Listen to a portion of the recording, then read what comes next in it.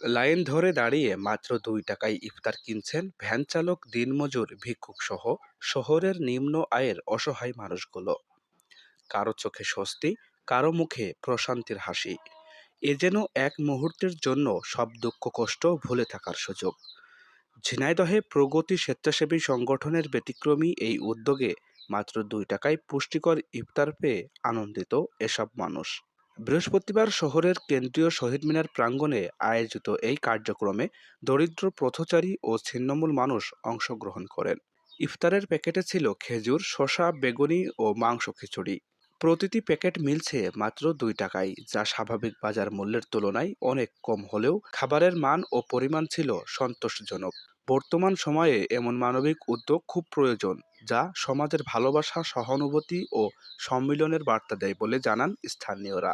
আয়োজকরা জানান, সমাজের অবহেলিত ও সুবিধাবঞ্চিত মানুষের পাশে দাঁড়ানোই তাদের মূল উদ্দেশ্য।